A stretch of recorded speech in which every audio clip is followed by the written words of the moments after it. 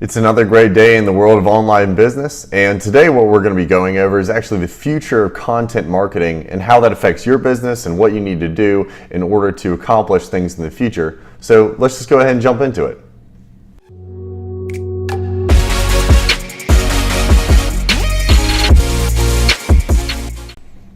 So like I said, today we're going to be going over the future of content marketing and what that means for your business. How can you adjust your content marketing strategy in order to accommodate for these changes?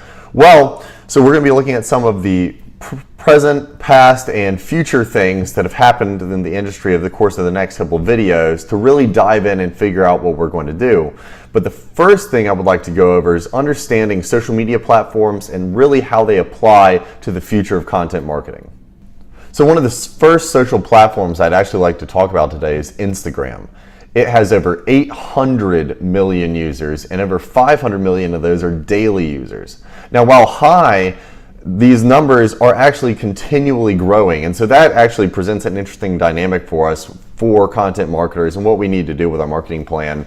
It means that there's going to be continual opportunity to grow on the platform, and so we can actually use it to increase awareness for our brands by producing content. And on these platforms, people are hungry and they're looking for something, and that's why it's continually growing each and every year. Now, Facebook, since its inception in 2006, has grown astronomically in recent years. They actually had a 13% increase in its user base from last year to this year. And according to their Q1 numbers, there's almost 2.2 billion users on the platform, and about 1.75 billion of those use it on their mobile device, so they get on their phone. And then an average, I think, of 5 new profiles are established daily. This growth is not foreseen to stop anytime soon. So what that means for us in our marketing is that it's something too big that we can't strategize for. We need to get onto the platform if we haven't already, and then learn how Facebook wants us to play their game to make the tools the best for our business. Now, Twitter, on the other hand, even though this platform doesn't really have a high amount of active users, it's really still important to be knowledgeable about and how to use it, and it's certainly enough to make a difference in the future of your content marketing plan.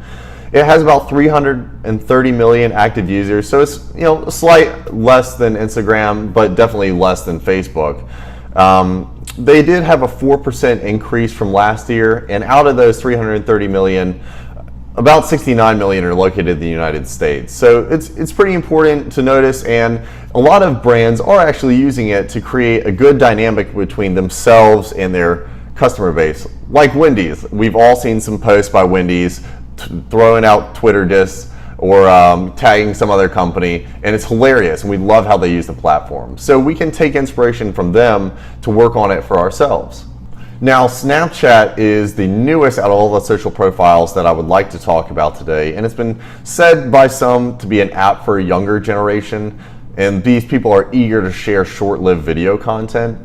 It has over 300 million users. About 187 million of them are actually daily users. And then what's really interesting, especially for marketers when thinking about where to place some of your content, spend money, 76% of users on the platform actually made a purchase when presented with an ad, either after a story or between sending snaps to people. So that's really interesting when determining where to spend some of our money for our ad content.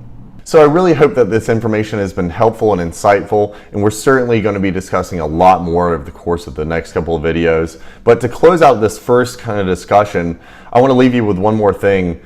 The resources of your company should be shifting to video. According to Forbes last year, video is projected to claim more than 80% of all web traffic in 2018, and then that's going to continue to grow. And right now, 51% of all US internet traffic occurs on a mobile device.